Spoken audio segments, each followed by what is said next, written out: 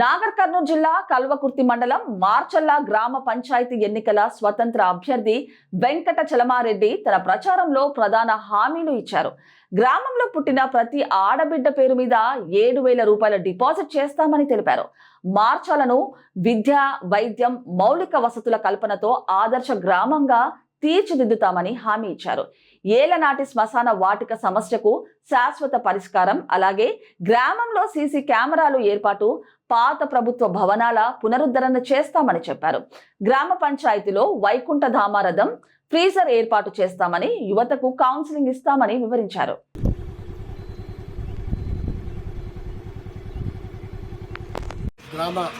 మార్చాల గ్రామ ఓటర్ మహాశయులకు, ప్రజలకు విజ్ఞప్తి, మీ అమూల్యమైన ఓటు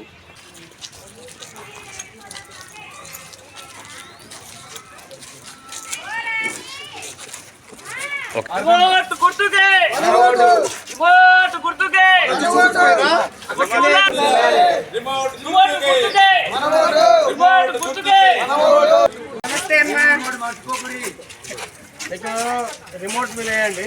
మీకు ఒక మా మనుషులు వస్తున్నారు,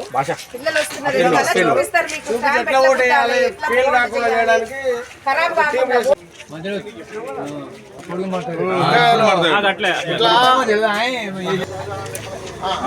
మీరేమో సంతకం పెట్టాలి. ఆధార్ కార్డు చెప్పాలి.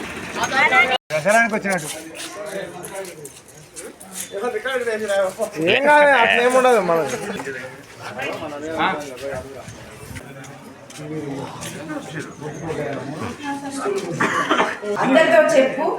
ఆల్రెడీ క్యాంపెయినింగ్ కూడా చేస్తున్నాము.